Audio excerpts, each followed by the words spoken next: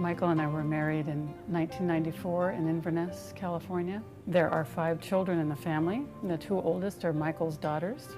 And then we had the 3 children together, Brian, Jacob, and Caitlin. I talked to him. He was just getting married to CindyLu. It took me 2 years before I was able to get the policy written. I suggested a universal life policy, and I said this would be a way to give you protection for your family and at the same time be able to put some cash away for emergencies. Periodically, he would give me a call saying, I really need the money out of this policy, and my understanding is the only way I can get that is to cancel it. And I hate to do that, but I really need it. We have some severe financial difficulties, and I need that cash value. And Craig was real persistent and helped Michael kind of problem solve how he could continue to keep that policy and still stay afloat financially.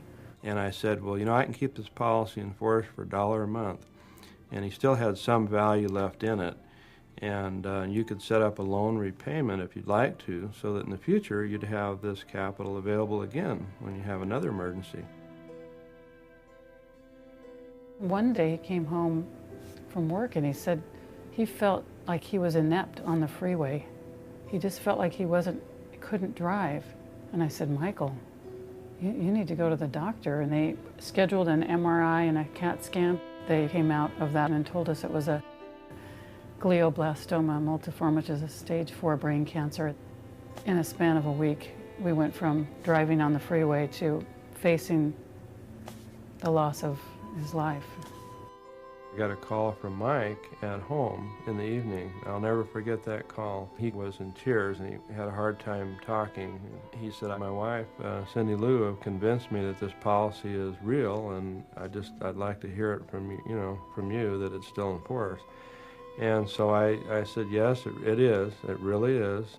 He said, you can't believe what a relief this is for me, to know that my loved ones are going to be taken care of. Can you give Daddy a little kiss, Kate? Hey, thank you, Daddy. Thank you, Daddy. You're welcome, Katie. Thank you. I remember waking up the day that Michael died. You know, I suddenly felt like we're going to really lose him soon. And I'd really like the boys to see him again. And they came in the house and they each dropped their backpack and came right out to the family room where Michael was. They had enough time to get up and give him a hug and tell him they loved him, and then they went outside and he died just minutes afterwards. When Craig came over with the check, it felt rather surreal, but it didn't take long before needs started arising, and initially the money was extremely helpful to pay off large debts to make the monthly budget work. She was able to invest this wisely. Jacob, when he was 15, was going through the adolescent problems. I got really depressed quick and I didn't seem to recover. By the summer, I got into drugs and I just kept going downhill from there. And I ended up using some of that life insurance money to send him to a therapeutic wilderness school. That place really had a powerful effect on him.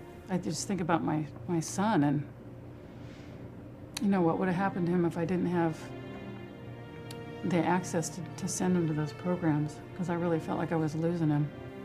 And then after I added on to the house, you know, paid the debt, then added on to the house, I stopped there and put the rest away because I felt like there were many years to come and the children were so young and I had no idea what was coming around the bend.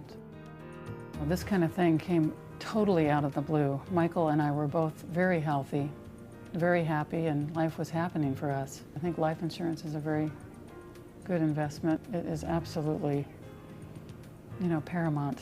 Craig really was looking out for Michael, and I just feel a lot of gratitude for the fact that he was able to really convey that to Michael in such strong terms that Michael heard him and made a huge choice that changed the rest of his family's life.